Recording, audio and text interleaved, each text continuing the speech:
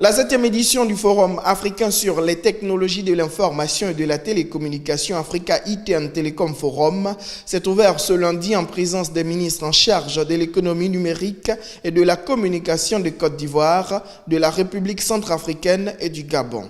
Cet important rendez-vous du monde d'éthique continentale et qui réunit à chaque édition plus de 400 experts du domaine venus de tous les continents se veut le cadre idéal d'échange et de partage d'expériences des différents pays en matière de politique du numérique.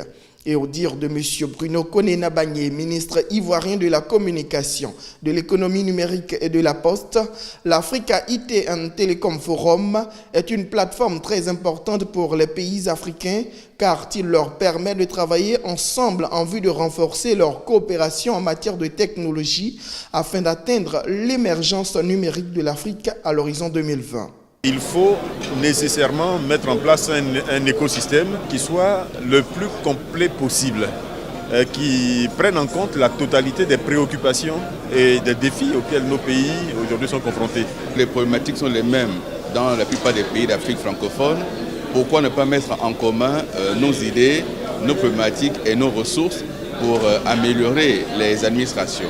Intervenant à la séance d'ouverture, le ministre d'État, ministre de l'économie numérique, de la communication, de la culture et des arts, M. Alain-Claude Bilibinze, a participé à un panel avec ses homologues de la Côte d'Ivoire et de la Centrafrique autour de la problématique de la numérisation de l'administration en Afrique et son rôle de contributeur à la modernisation et au développement des pays. La thématique générale de la numérisation des administrations concerne de nombreux pays, dont le Gabon. Il était important de venir ici à l'occasion de cette importante rencontre pour voir l'expérience ivoirienne, l'expérience marocaine et l'expérience centrafricaine pour que la digitalisation de l'administration soit une réalité et que effectivement les populations puissent voir leur quotidien s'améliorer grâce à une administration numérique. Dans un monde sans cesse en évolution et de plus en plus interconnecté, le défi de la numérisation des administrations et du développement des voies de télécommunication en Afrique apparaissent aussi vitaux que l'eau et l'électricité. Et en la matière, l'exemple du Gabon a à plusieurs reprises été cité au cours de ce panel, notamment pour sa politique en matière de numérisation de son administration. Nous avons aujourd'hui un taux de pénétration de l'Internet qui est très important. Et Internet sur le mobile également, presque toutes les populations accèdent à Internet grâce au réseau mobile. Et nous améliorons également en apportant des éléments nouveaux au niveau du Conseil des ministres au Gabon. Il n'y a plus de papier. Les membres du gouvernement reçoivent les dossiers sur leur tablette et les examinent directement sur la tablette. Ça permet d'avancer, d'évoluer. Il faut maintenant aller plus loin avec les étudiants, les enseignants, les médecins. Et donc nous y travaillons. On a présenté cet exemple. Il se trouve que certains pays ont estimé que c'était un modèle. Mais pour nous, ce n'est pas encore complet, on doit encore continuer à travailler.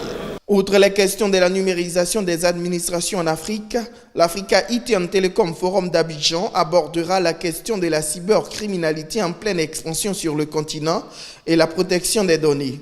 Cette édition qui s'est ouverte ce lundi 10 avril sur le thème général de l'administration africaine à l'heure du numérique est le fruit de la coopération entre e-conférence, l'Agence nationale du service universel des télécommunications de Côte d'Ivoire, l'ANSUT, et Maroc Télécom. Il refermera ses portes ce mardi 11 avril 2017.